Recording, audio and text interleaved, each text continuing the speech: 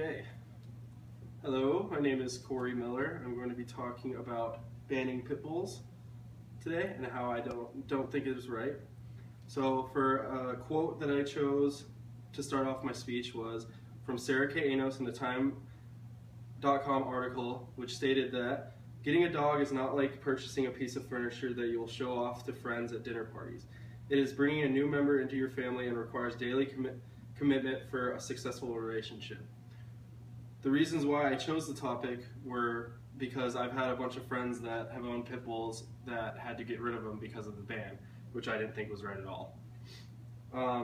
So today what I'm going to be talking about is I'm going to give you guys some facts about pit bulls. I'm going to explain why irresponsible owners could be a big problem and how pit bulls can be all around good dogs.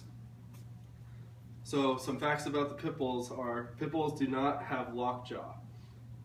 An opposing views article stated that pit bulls do not have locking jaws. The jaws of pit bulls have absolutely no unique locking mechanism and function entirely the same as every other dog breed.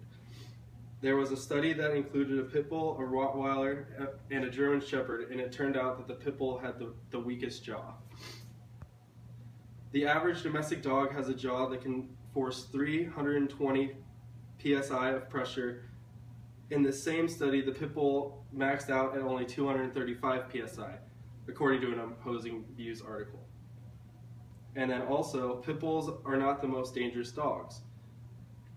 It wasn't the first dog to be considered a menace to society. In the late 1800s, bloodhounds were the most vicious as they would capture slaves that have escaped.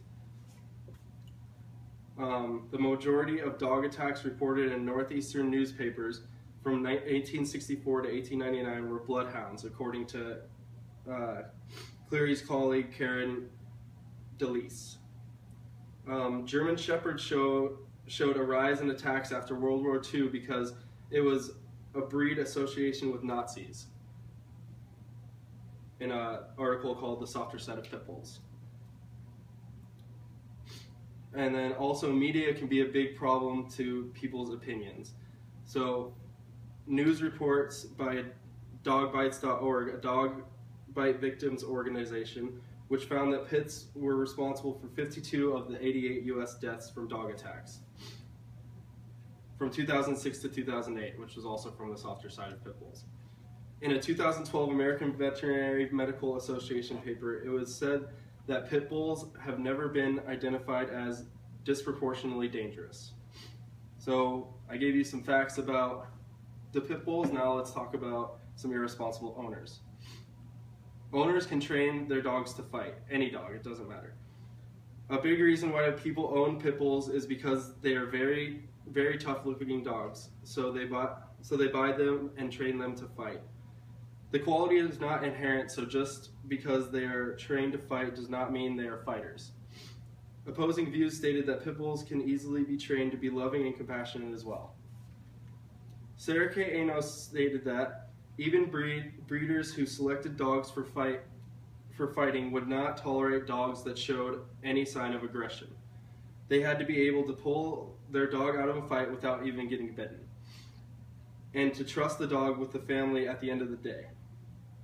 And according to dogsbite.org, many other dog breeds have been purchased and trained to fight, including Rottweilers, wolf hybrids, and other breeds from South American countries.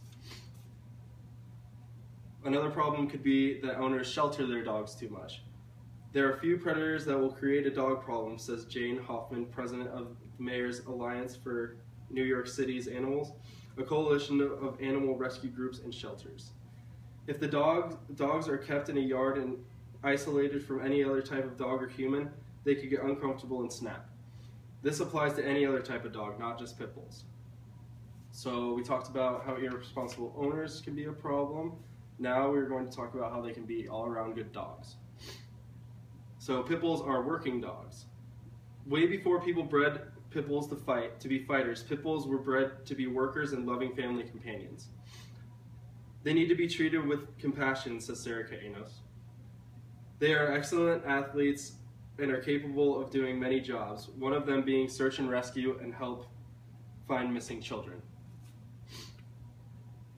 Paul Tullis stated that the dogs served in the military accompanied the 11th Infantry of Pennsylvania at the Battle of Gettysburg, and the first U.S. Army dog promoted to sergeant was a pit and had flashes of stardom. They can also help people in need. They help kids become stronger readers because many kids with reading disabilities won't read to an adult, but they will read to a dog. Is what Sarah Kano said. They are also seizure watchdogs, diabetic alert dogs, comfort nursing home residents, and offer large amounts of services to human counterparts. So I gave you some information on how they can be all around good dogs, and this is going to conclude my speech. So in conclusion, pit bulls should not be banned, and instead people should be able to own them freely. We have discussed facts about pit bulls, how irresponsible owners could be the problem, and how pit bulls can be all around good dogs. I hope now that people can realize why it is so important that we do not ban pit bulls. Pit bulls can be loving and caring family companions, and we should not take that away from anybody.